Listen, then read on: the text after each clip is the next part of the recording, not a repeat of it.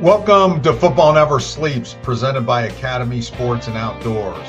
We're still aspiring to be viral and way over caffeinated tonight.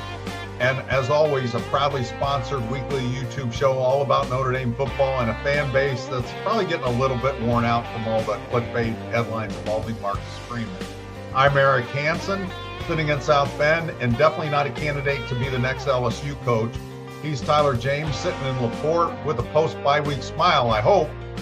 Together, we are the word salad avoiding content creators at blueandgold.com. On tonight's show, Notre Dame starts its 5-game November stretch at intermittent rival Boston College and a little bit banged up. 9 players listed as questionable. What's not questionable is what they need to do to get into the college football playoff. We'll talk about some of those issues, recruiting, and your questions, so start filling up the queue. This is Football Never Sleeps.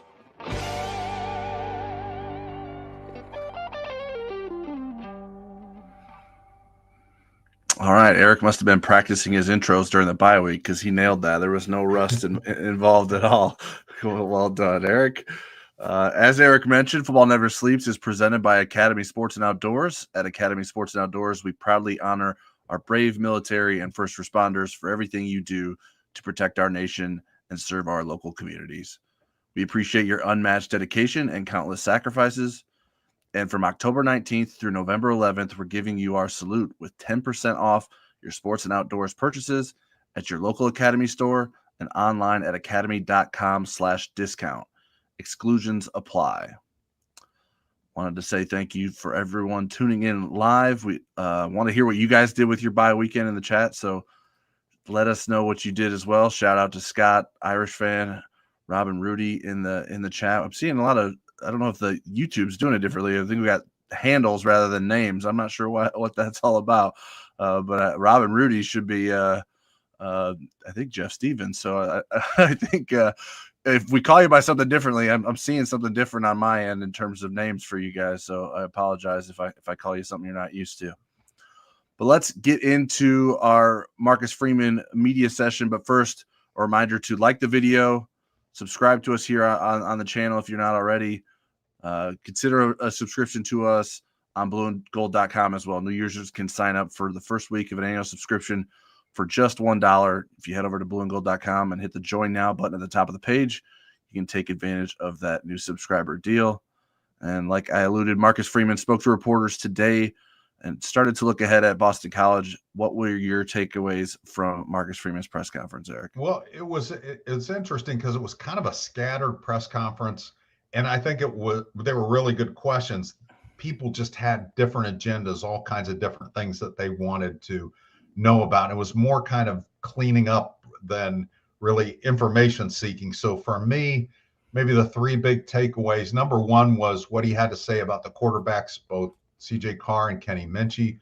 2 was kind of elaboration on the injury front. And then 3 is what they got done during the bye week, what their objectives were and what they were able to accomplish. How about you, Tyler?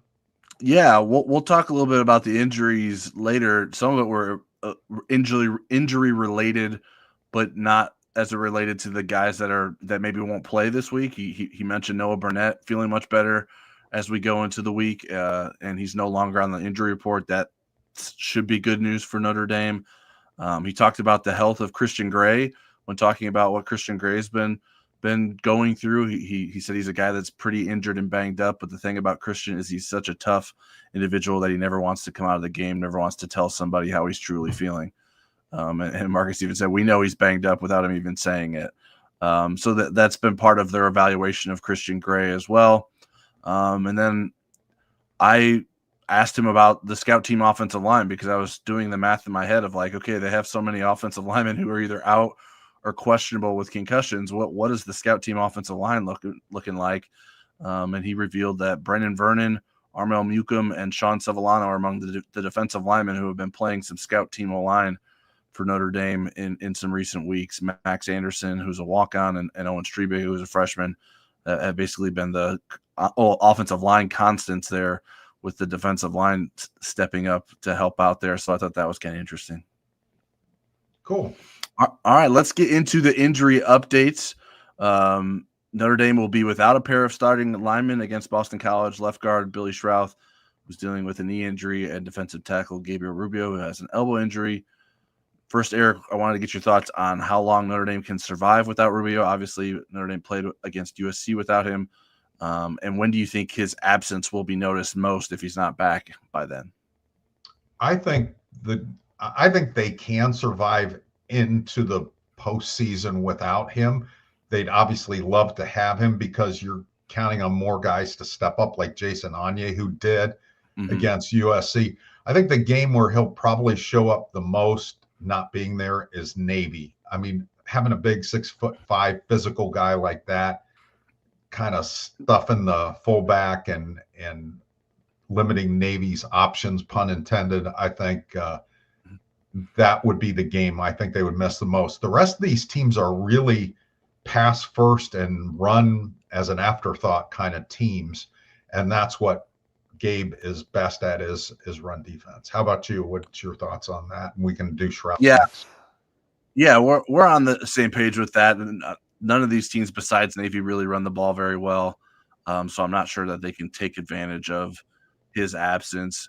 I think that would be noticeable against Navy. Maybe Notre Dame will have some guys step up that haven't had chances to excel against a Navy team in the past. So I would be curious to see, like, what does Elijah Hughes and Jared Dawson do against a Navy? Like, those will be maybe new. I'm not 100% sure if Jared Dawson has never played against Navy, but I would guess he probably hasn't. I don't remember Navy playing Louisville in recent years, but so I would think there's some interesting guys that will be maybe facing that challenge for the first time. And Rubio's experience would certainly be helpful with that. But he could still sort of lend that experience and that knowledge, even if he's not able to be out there on the field with those guys. And certainly someone like Donovan Heinisch would seemingly be very valuable against Navy and can help with the leadership aspect of it. All right, yeah, so same questions about Billy Schrouth. How long do you think Notre Dame can survive without Schrouth, and when will his absence be noticed the most? You know, I don't think that they're going to rush him back. I think they want to make sure that he's 100%. My sense is that they can get through the regular season again without him. The team that will test that the most is Pittsburgh. They rush the passer very well. They sell out against the run, so they're penetrating a lot. They're one of the top teams in the country in tackles for loss. And so not having his physicality in the run game and maybe not having as good a pass protector. Sullivan Absher is really good, but Billy Schrouth is really, really good. So that would be the game for me that it would show up the most. But again, I think getting him 100% is the objective.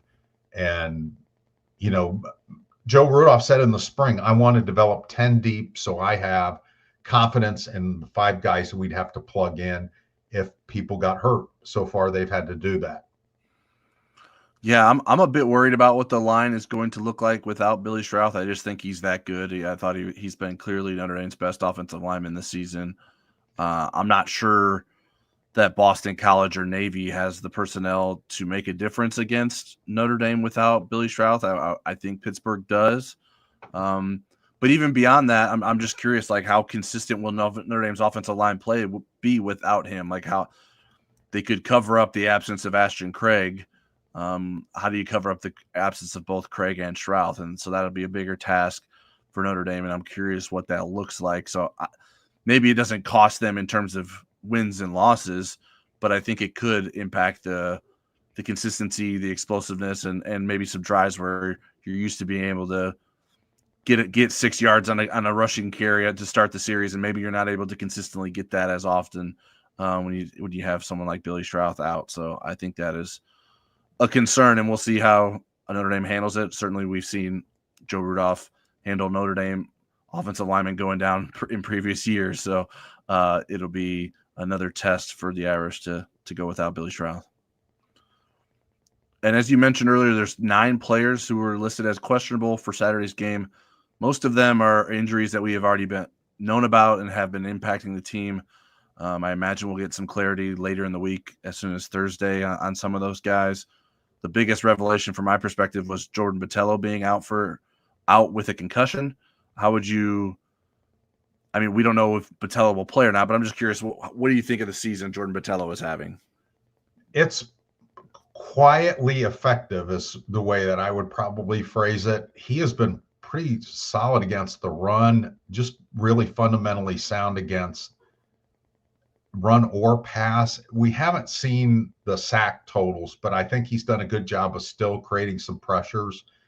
And I still think his best football this season is ahead of him.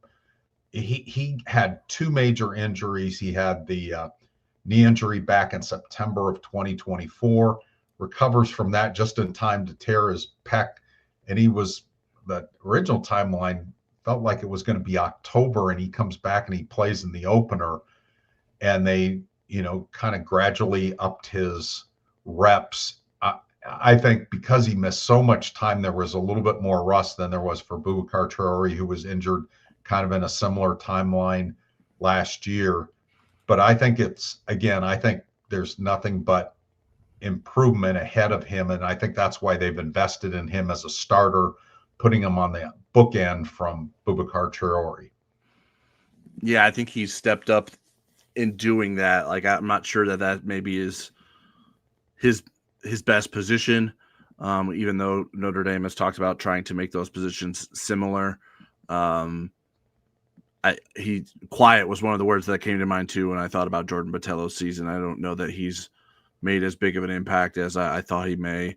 And if he is out for this game or an extended period of time, I think Notre Dame needs guys to step up. You would think now's got to be the time of year where Bryce Young starts to show some more strides. And certainly you have experienced guys like Junior Tuihalamaka and Joshua Burnham available. So we'll see what Notre Dame does if Jordan Botello can't get out there to play. I don't have any insight on whether his concussion was from the USC game or happened in practice last weekend. For Botello, or who was that? Botello. Yeah. I know some of the concussions happened actually during the bye week. I want to say Augustine's did. Was one that was during the bye week. They got really physical ahead of the USC game as well. They had some super physical practices, which are not normal this deep into the season, but with the bye week coming up and knowing how much of a physical tone they wanted to set against USC, they were banging on some people in practice. I think Augustine wasn't dressed for the USC game, so it could have been something different that he was dealing with before the USC game. I'm not certain. I'm sorry. I probably misspoke. It was ahead of the USC game. It was going into that week. They banged on him to get him ready. I misspoke. I meant before the bye week before USC rather than after. But yes, that was the case. Yeah. Glad we got clarity on that. I appreciate it. Yeah. All right, let's hop into some questions before we talk about Brian Kelly and Marcus Freeman a little bit. Smoking Scott says, what do you guys think about the theory of when you lose means more in the long run? I'm still not convinced we will have a bunch of undefeated teams this year in the playoffs.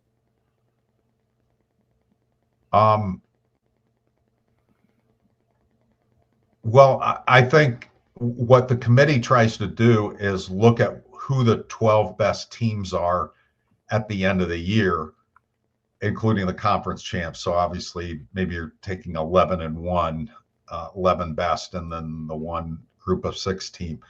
But yeah, I think it is easier to be perceived as one of the better teams if your losses are early. Because when you look at the Notre Dame example, I'm not sure that you would get a consensus that Notre Dame would beat Texas A&M if they played again. But I think a lot of people think Notre Dame would beat Miami if they played again, given how much better the offensive line is, given how much better C.J. Carr is, given how much better Notre Dame's defensive pass rush are. I think there'd be a pretty good chance that they would win that game. And I think that's the way it is for a lot of teams. I mean, you've got a head of steam going. It doesn't mean that those losses don't count, but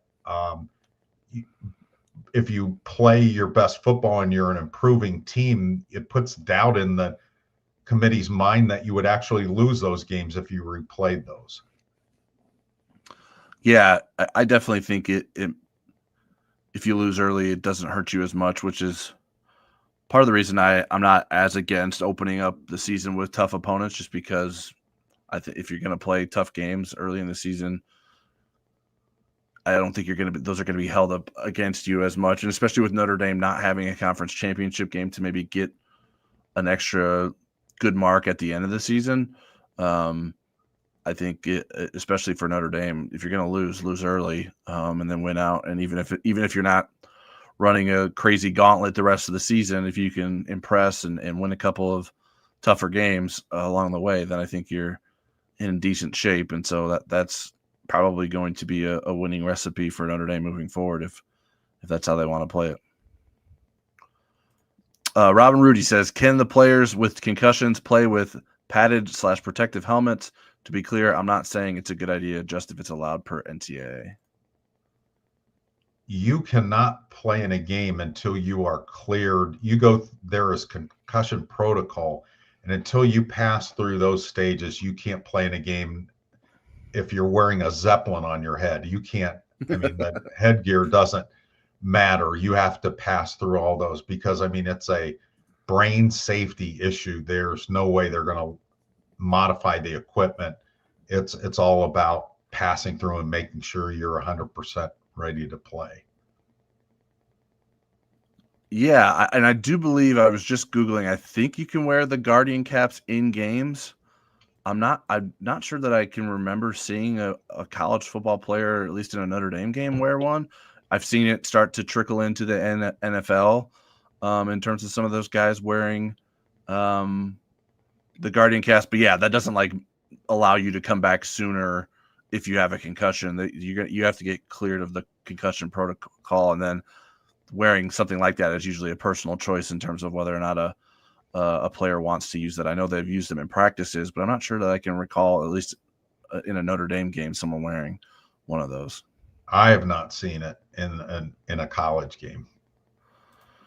Brian Habermill says, Brian Kelly is a very good coach. James Franklin and Brian Kelly prove that sometimes being very good is not enough. Was Marcus asked about Brian Kelly today? He was, and we bet that he would be asked, and we were not disappointed, and he had a good answer to it.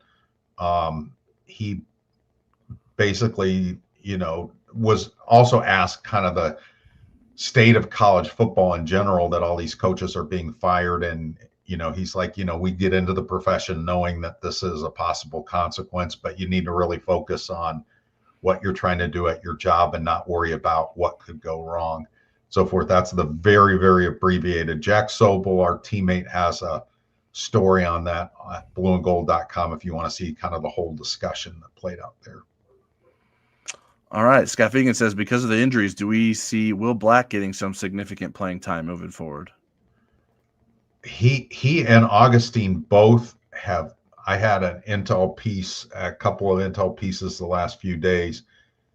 Both those guys have been super impressive lately. Both of them have concussions right now, so they're both on the questionable list. When they get healthy, it's possible you'll see either or both down the road kind of challenging at least to get into the two deeps.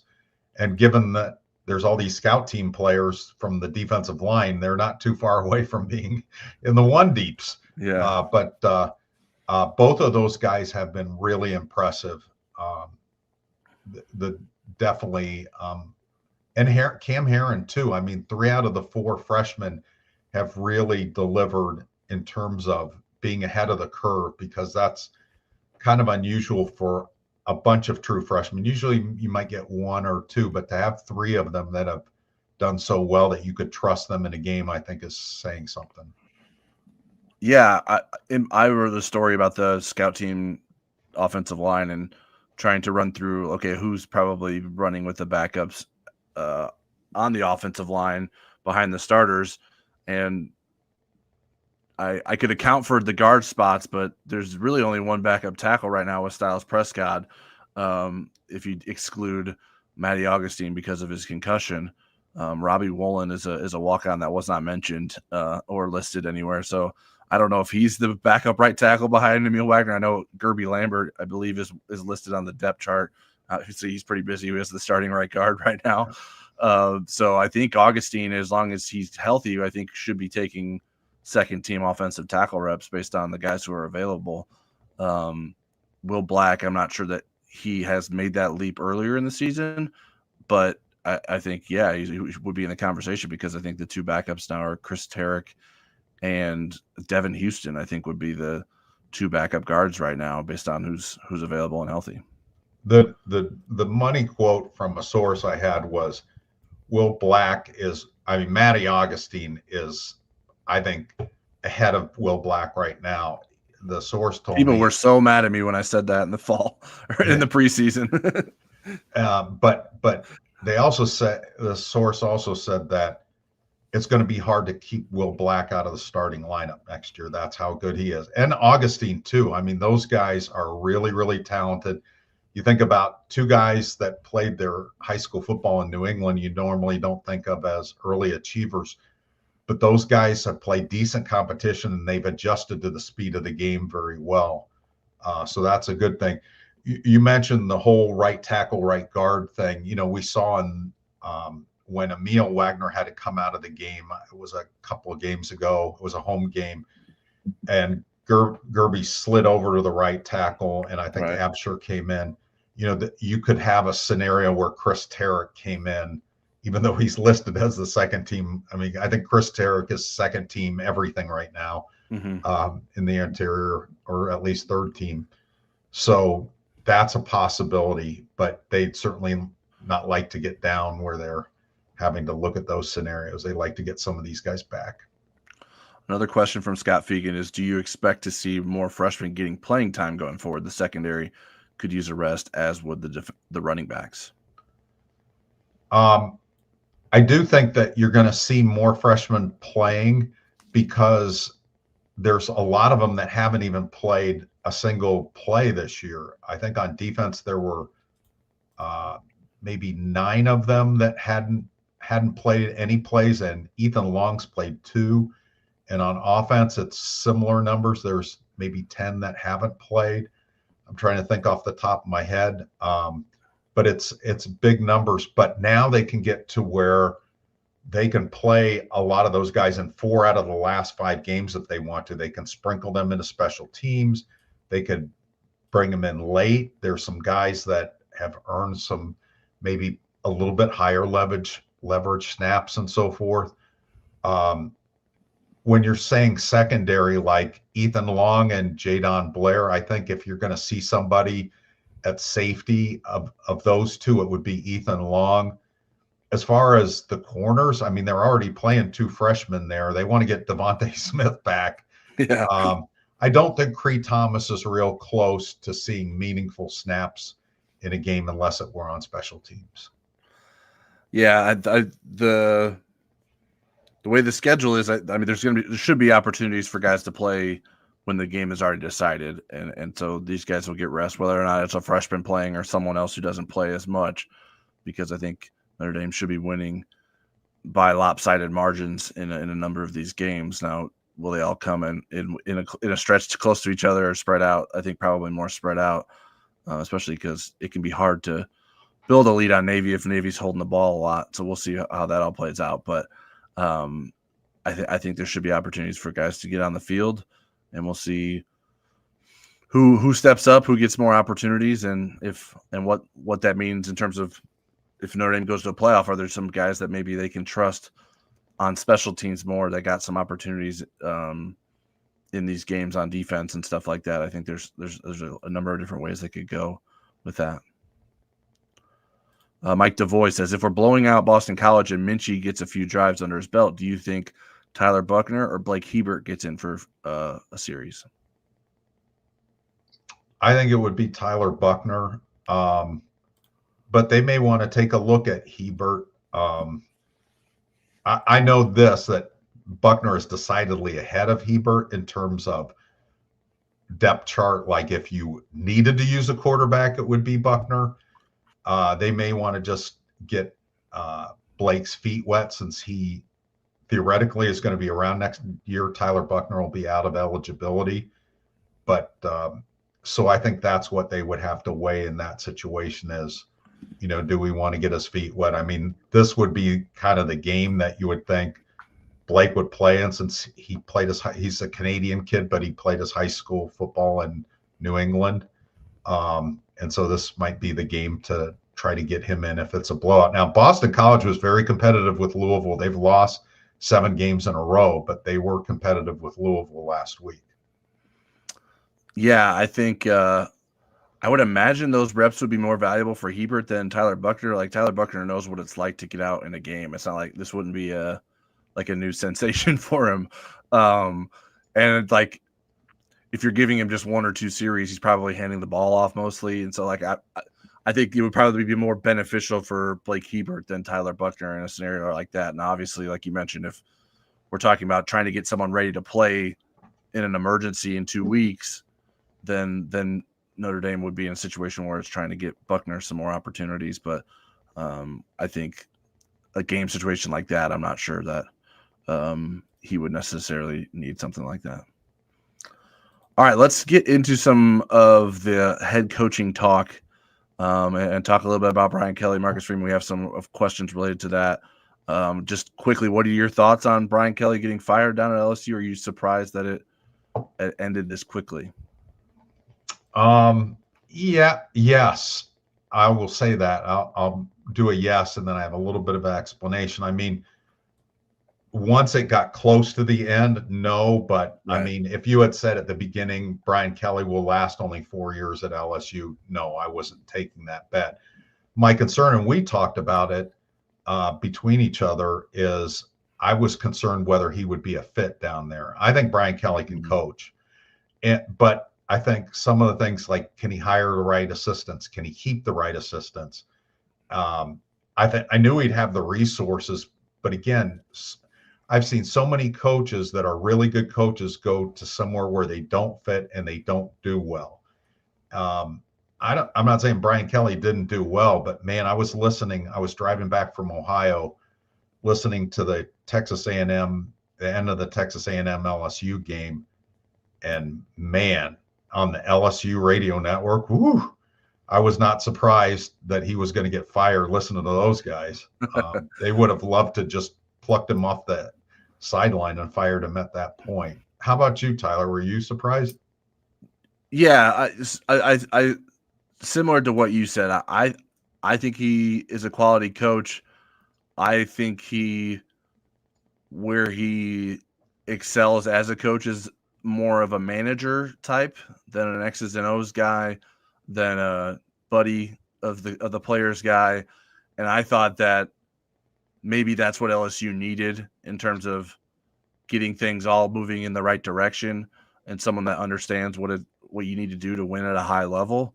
And that didn't seem to, however, that hasn't seemed to have played out in that way. And as the days go by after his firing, I imagine we're going to continue to hear more and more about what people thought went wrong and how it went wrong. And it feels like there was a growing disconnect between the program and what Brian Kelly wanted to do and what was needed to happen. So it seems like it's turned into quite a mess down there, and that's why it escalated so quickly into him being fired.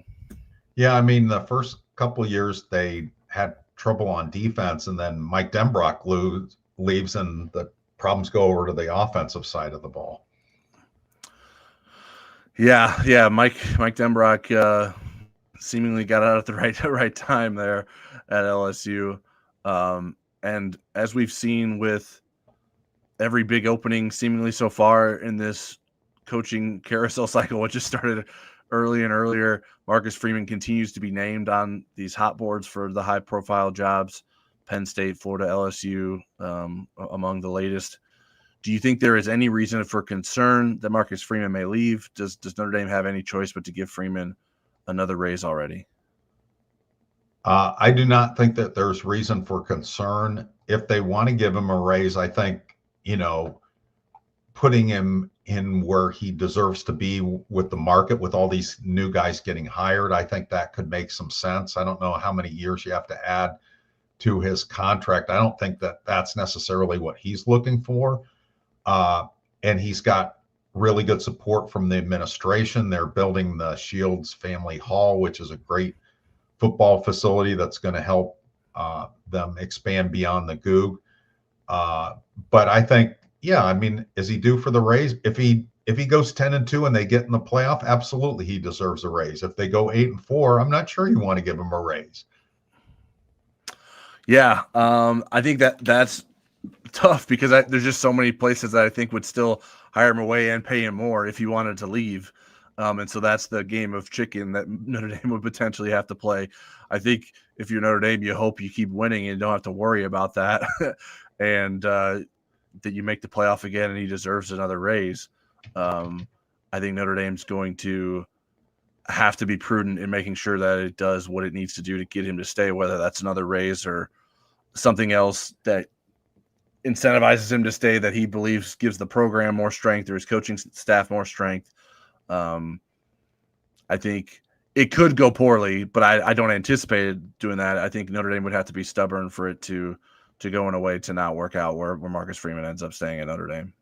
Yeah, the thing about it is I think the hot boards are not as in touch with reality as, let's say, Las Vegas is. I got an email today from one of the betting sites, and they were talking about, they listed the odds of where Brian Kelly will end up next, and they also listed the odds for all the other openings. And Marcus Freeman was only listed on a couple of those, and no more than a 20-1 shot, 20-1 at Florida and 50-1 at Penn State. None of the other jobs that are open was he listed as even a long shot candidate for. So again, I think a lot of times this is speculation or it's agents talking or whatever, but I do not expect him to go anywhere. That's why I kind of get fatigued from those kind of stories, because I think they really are clickbait unless you have some great inside information. Yeah, I don't know that I would agree that Vegas knows more. I think they're just trying to make money. I don't know how much money is actually bet on those long-term future odds in terms of the next head coaches.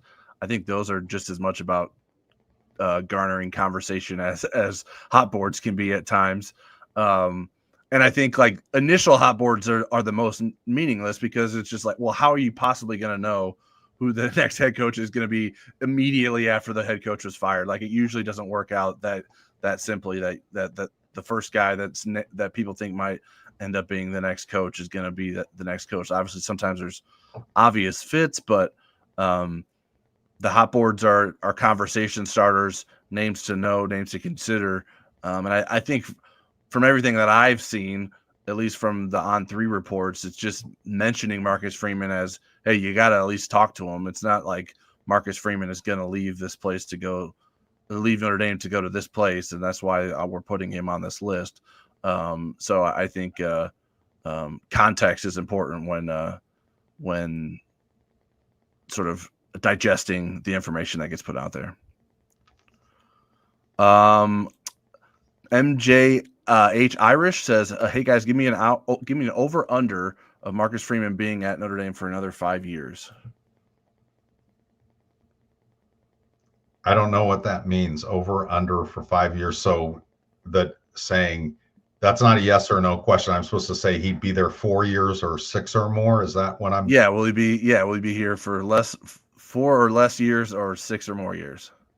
I would say 6 or more years. Yeah, I would probably go over. It's hard to know like when he would feel the need to move on, if there's an NFL job that attracts him, if he sees that as a fit for him. Obviously, it would seem to me that the one job that would be the most interesting for him at the college level would be Ohio State, and I don't know that that's going to be opening up anytime soon. Although, like, Ohio State's just like every other place, right? If someone starts losing a bunch of games, like, they might not have patience for Ryan Day, even though he won a national championship. So we'll see how that plays out. But I would take the over right now. All right, Kevin Garber says, chances we see a playoff team go into the playoffs without a head coach. I don't think so. I can't think of somebody that's in contention for a playoff that would lose their head coach. And if you're talking about coaches that would hire away like Lane Kiffin, because Ole Miss would be in the playoff if it were today. I don't think he would leave before the playoff, or at least not going in. I'd have a hard time seeing him leave a team that's in the playoff. I don't think that would happen. Most coaches that we've seen in the past, like Notre Dame, was really interested in Luke Fickell, and there was no way he was even going to talk to Notre Dame after Brian Kelly left until Cincinnati had played in the playoff. And so that timeline didn't work for them. Not to say they would have hired him, but that was somebody that we're strongly interested in. College football is so weird. I mean, I never can remember this many in-season firings. Mm-hmm. And so maybe it's weird enough to do that, but I can't imagine. I mean, you go to a school to win a championship, and if your team's going to be in the playoff, I don't know why you would abandon them at that point. That seems like something that you shouldn't do and wouldn't do. Yeah, well, I mean, technically Brian Kelly did that, right? I mean, he didn't know for sure that his team wasn't in the playoff, right? Wasn't that what happened at the end of the 2021 season? They were not in the field at the time that he left. And there wasn't a great chance they were going to move up. There's a possibility that they could move into the top four, but they weren't likely to move up into the top four. Yeah, I don't know that it seems likely, but I don't know so much as it seems to be changing by the year in terms of what is acceptable or common in terms of the coaching carousel. I think these programs are going to apply a lot of pressure to try to get someone to do that.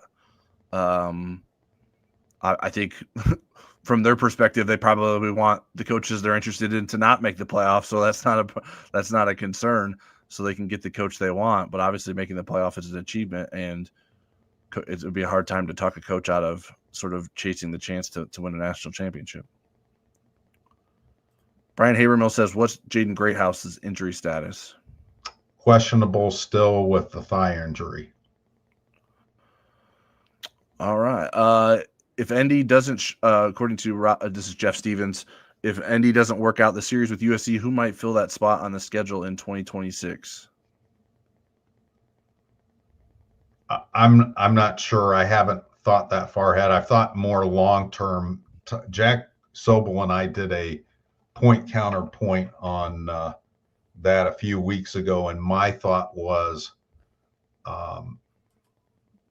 maybe Miami, do something with Miami and Florida State instead of the California schools,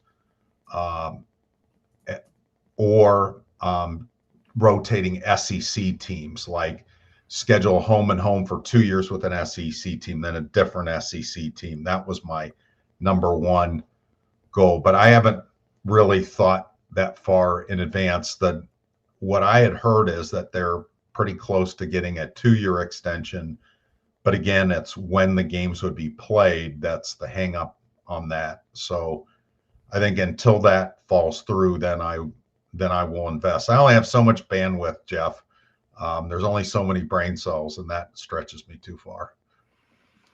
Yeah, the only thing I would mention is it's probably a lower caliber opponent, right? I would imagine if we're talking less than a year out, that it would have to be someone in the group of 6 or something like that. I think Notre Dame would be in a bad spot in terms of trying to fill a place on a schedule. I mean, unless someone wants to break their contract within a year of something else they have scheduled, because I think there is sometimes a financial incentive to keep your games on schedule rather than canceling them and dealing with the fallout of that. And maybe Notre Dame would have to money up to get someone to break a contract elsewhere. All right. I wanted to get to stuff we had put on our agenda for last week's show, but didn't find time for, but we'll find some time for tonight. And that is a bit of an expectation game I created for Eric and I, evaluating Notre Dame's players through the first 7 games of the season. Eric, from your perspective, which three players have most surpassed your expectations of them heading into the season? I'm going to go number one, Jordan Faison. I thought he'd be good. I think he's better than good. Number two, Elijah Hughes. I wasn't sure he'd even get on the field in meaningful downs this year. He's playing meaningful downs and playing them well. He played really well against USC. And this is kind of an interesting one for me. I put CJ Carr on the list. I think he's been better than I expected him 7 games in. Now, I thought eventually he'd be really good, but I thought we'd maybe see more growing pains in those first 7 games. He's been better than I thought he'd be this early. How about you? Who'd you have? We have the first two the same.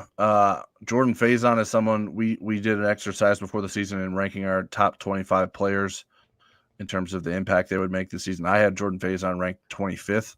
I think he's way higher than that in terms of what he's done as Notre Dame's leading receiver. I've been very impressed by him as sort of a constant presence for the Irish offense.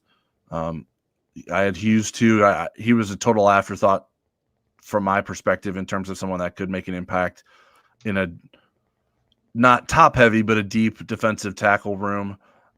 He's been stepping up when asked, and someone that's in that conversation on a game-to-game basis in terms of someone who can make a difference for Notre Dame on the defensive line. My third guy was Dallas Golden. I liked him a lot as a recruit. I'm on a signing period superlative. I described him as Notre Dame's biggest get, and had him as the runner-up for earliest impact. But to be able to do what he's been able to do in terms of essentially being a starting nickelback for several games, and even handle the task of moving outside against USC so Leonard Moore can chase Mekhi Lemon, I've been very impressed with what he's been able to do, so I wanted to include him on my list. Which three players do you have in mind who've most failed to meet your expectations heading into the season? I would start number one with Jalen Stroman. I thought he had a really good chance to start. I think he's the number 4 safety right now. He's made some plays. He was productive earlier in the year and also had some coverage lapses, for lack of a better term. 2, I would go with Donovan Heinisch, a guy that's a captain who I think plays with a lot of effort and has played well. I also think he's been banged up at times, just hasn't shown up the way that I thought maybe he would after being named the captain. Then 3rd would be Emil Wagner, who had a pretty good game against USC. Up to that point, I thought was really struggling with his run blocking in compared with last season, just wasn't as physical. But he showed up in the USC game. All right. My 3 were, I went with some high profile guys that I included in my, at least for my top 2. They were in my top 7 in terms of players going into the preseason. I have Drake Bowen at number 1. I think he started to return to that level of play in recent weeks. But in terms of, I thought he may take the next step and be the clear best linebacker on Notre Dame's team this season. And I'm not sure that's necessarily always been the case. So he's number 1 for me, but I've liked the way that he's come on lately. Number 2 was Emil Wagner, who I had 7th going into the season. Just hasn't, he was another guy that I thought he would take the leap and be like a potential draft pick coming out of the season. I'm not sure that's the trajectory he's on, at least in terms of the way he's played this season. And so I think there's been some disappointment there from my perspective. And then number 3 is Jaden Greathouse. Obviously high expectations for him coming off of the end of last season. Certainly some of this is injury related where he hasn't been out on the field for several games now, but the fact that he wasn't making big impacts early in the season was a surprise to me, and I thought he would contribute more there. All right. Are there any players who haven't met your expectations, but you're still holding out hope for this season? There's 4 that I put on this list. Jason Anye, Jordan Botello, Bryce Young, and Christian Gray. Not that, like, Anye, showed up against USC. The version of what Marcus Freeman was talking about in August, that guy showed up against USC. Hadn't seen him this year, so that was very encouraging. Jordan Botelho, again, I think his best football is going to be over November, December, January, if Notre Dame gets that far. Bryce Young, a lot of us thought he would have a breakthrough year this year after showing some pretty tantalizing glimpses of that last year. I think when you look at his Pro Football Focus grades, they pretty actually decent grades. He's just not been that dynamic big play guy. And then Christian Gray, again, he had the shoulder injury in the Miami game and has been playing through that. He's been up and down, probably too up and down for how talented he is. So those are my four. How about you? Yeah, I included Gray on my list as well. He just hasn't been as consistent as I would have expected him to be, but I do think that he could finish the season strong. Emil Wagner is someone that I think is in that boat too, even though I don't know that he's played as well as I expected him to. I do think he could finish the season strong.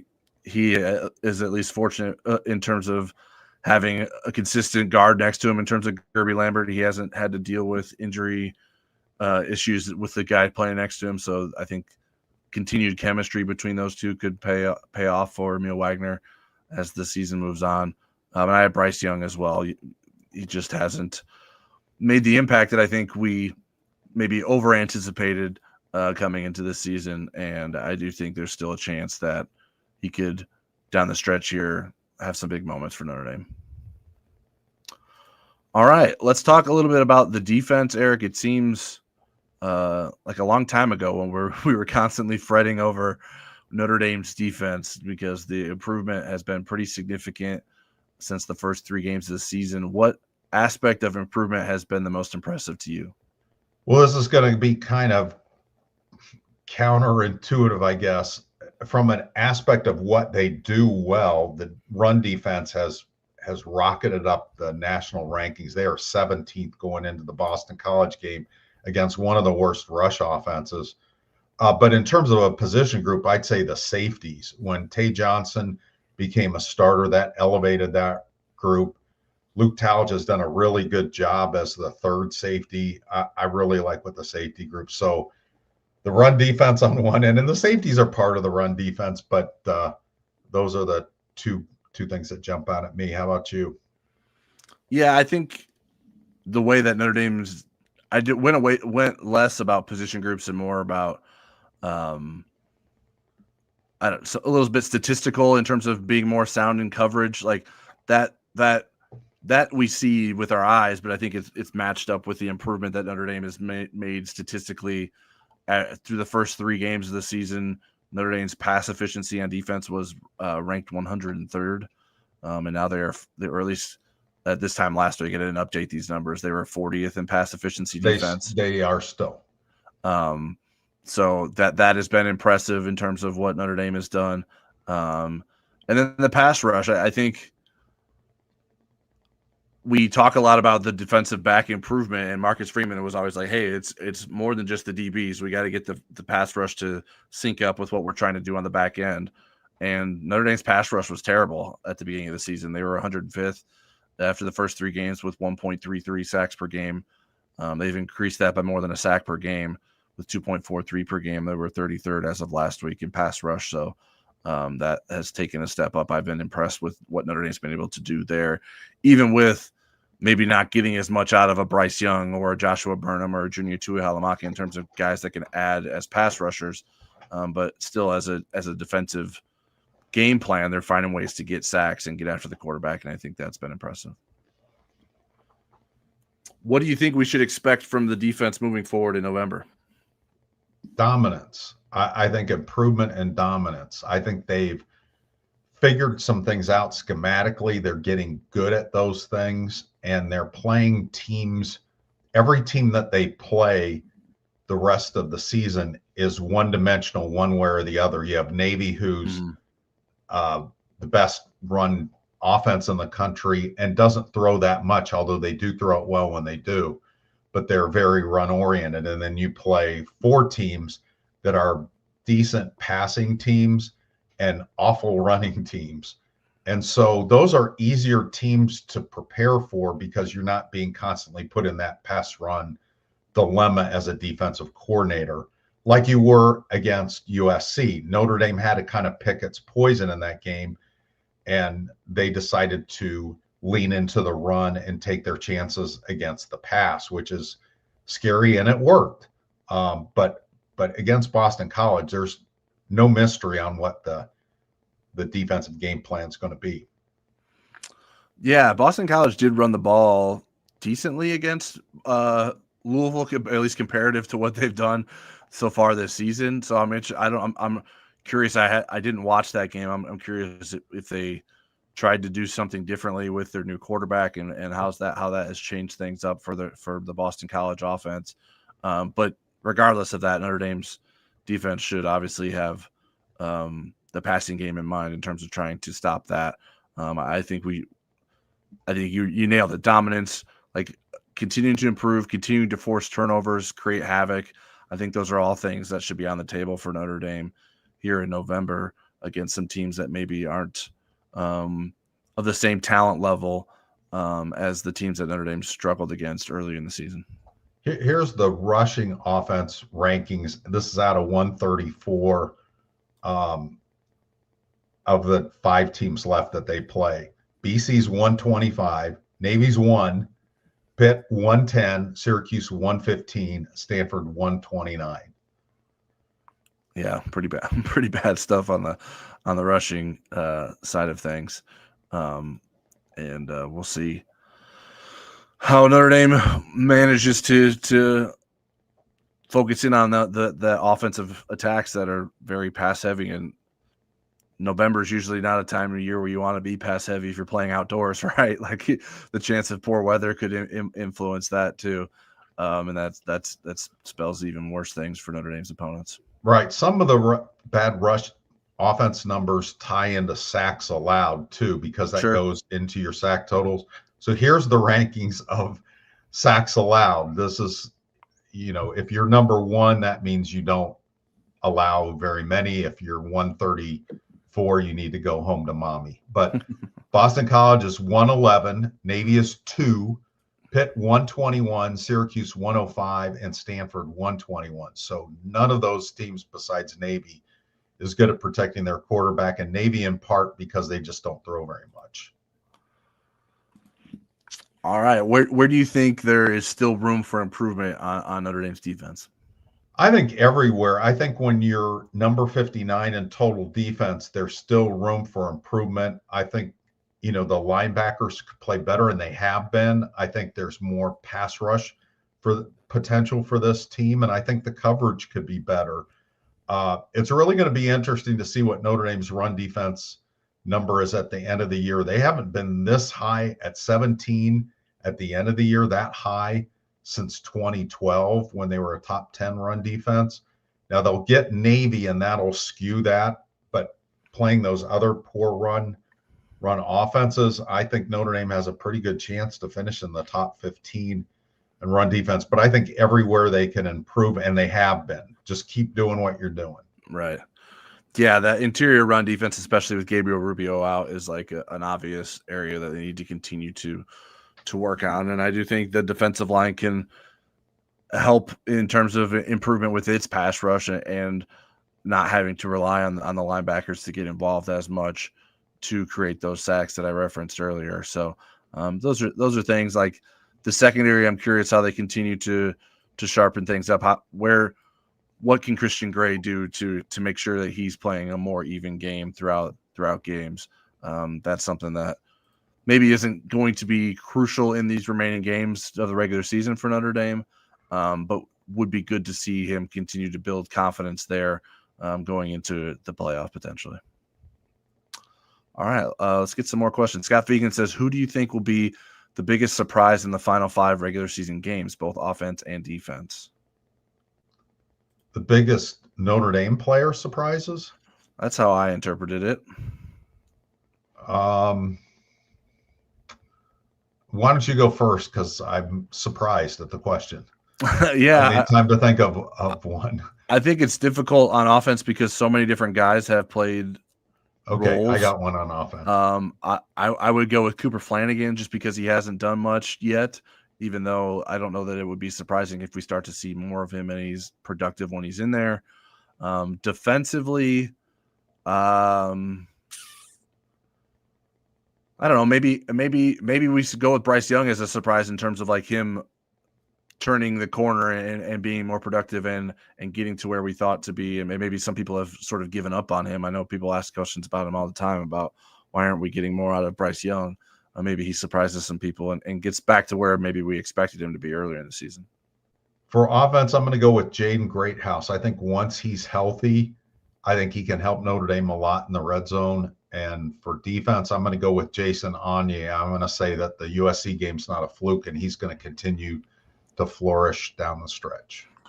Indy and Georgia asked about Bryce Young. Do you think he's still growing into his body, height, and weight? Seems like he keeps growing. He does keep growing, and I think there's something to that. I think, was it you that did the story on Bryce Young where Micah Gilbert was saying what a bad wide receiver he was back in the day? Yeah, how goofy he was. Yeah, how goofy he was. So I think the goofiness is going away, but he could be a guy that eventually profiles as an inside player at some point.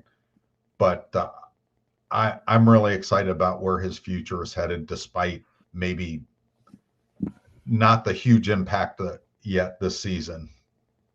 Yeah, I think this probably played a role in terms of what he's been able to do and what he's been trying to adjust himself to doing, and the pressure that comes with a greater role. And I think some of what we saw that we liked that Bryce Young came on special teams, and maybe that there was too much of a belief that would automatically translate into defense and some of the technique that's required to improve on the defensive line when you're out there so regularly, were part of the things that he's had to adjust to this season. All right, the Ozzie family has a statement and then a question following up. Notre Dame's athletic director's main job is to get a good coach and fight to keep him. The Indiana AD has done his job. If Marcus Freeman leaves, the AD should be fired. It's better to be proactive. What are your thoughts and opinions on that? I don't think he should be fired if Freeman leaves, but I don't see Freeman leaving. It's kind of like saying, what if I made $1 million next year? Should I give it all to charity? Well, I'm not making $1 million next year, so we don't have to worry about where that's going. And I mean, just giving a coach a raise and an extension doesn't necessarily keep them. There's been a lot of coaches that have been given extensions and raises and they don't stay. I think what Pete Bavacqua has done a great job is helping Marcus Freeman align with the administration and having the wind at his back on a lot of things, including that Shields Family Hall, which I mentioned, and also working with Marcus in terms of admissions with transfer students and so forth. I think Pete's done an amazing job. So, no, I'm not an advocate on firing the athletic director. Yeah, unless Marcus Freeman came out and left and was like, the only reason I'm leaving is because of Pete Bavacqua. Then I think maybe you start thinking about that. But I don't know that would be my first reaction, because like there would have to be a belief that the causation of Marcus Freeman leaving was because Pete Bavacqua failed. Like to some level, Pete Bavacqua doesn't control the amount of money available to him, right? There are people above him that give him the green light on contract extensions and stuff like that. So if there was something that prevented that from happening, it wouldn't necessarily be his fault if something like that occurred. Obviously, we're going further and further down the hypothetical here, but I don't think it's as black and white as the Ozzie family has expressed there. Michael Johnson said, if the BC game goes as planned, how soon should Kenny Minchie enter the game? I mean, in the fourth quarter, at some point, you still want to give CJ Carr the kind of reps he needs to continue his progress. So I could see Kenny playing in the fourth quarter. Yeah, as soon as it's lopsided enough that Notre Dame feels like it can get out of there without having to worry too much about the outcome being in jeopardy. So whether that's the third quarter or fourth quarter, that would be determined by how well the starting offense plays. So we'll see how quickly that is, but I think there should be. You got to watch overlooking Boston College. When we were in Fenway Park in 2015, that was one of the worst Boston College teams coming into the game that I've covered, and that was a scary, close game. It was a wicked close game. Oh, well, maybe not playing in Fenway Park is to Notre Dame's advantage. Before we get out of here, Eric, you want to tee me up for a couple of recruiting things? Absolutely. I will tee you up for some recruiting things. And it's been a wild time with recruiting.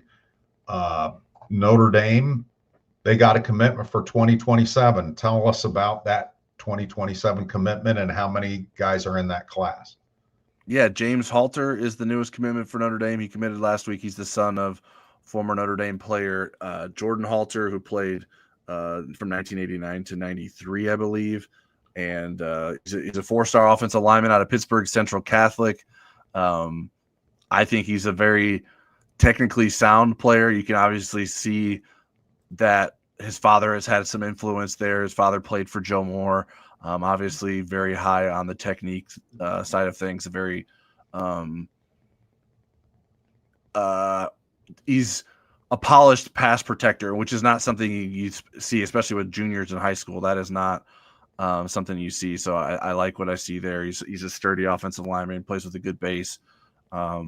He has I've described it as an advanced skill set for someone his age. That puts Notre Dame at 5 commitments in the 2027 class. You have 1 offensive lineman, Richie Flanagan, a defensive lineman, quarterback Teddy Gerard, linebacker Ellis McGaskin, and long snapper Sean Kraft. So Notre Dame's got a pretty good start to the 2027 class, and a lot of the action moving forward will continue to be in that 2027 class. And Pittsburgh Central Catholic is one of the few high schools I've gone to and seen Notre Dame coaches at. There was a gaggle of them that night. And they were out on the road last week. Where are some of the important stops that the coaching staff made last week? Yeah, Marcus Freeman was notably in Florida. He had Jaywan Sider with him for a little bit. And he saw Dylan Faison, Julius Jones Jr., the 2027 wide receiver target from St. Thomas Aquinas. He saw defensive back commit Aiden Pouncey. He went to IMG Academy, which is an obvious powerhouse. Defensive tackle commit Elijah Golden. Nick Sebastian joined him for that trip. Tight end analyst Harris Bivens saw Ian Premer play the Notre Dame commit, and 2027 target Jackson Dollar. Al Washington made a trip to Chicago at Brother Rice High School. That's the home to 2027 defensive tackle Braden Parks, and 2028 defensive end Cameron McGee.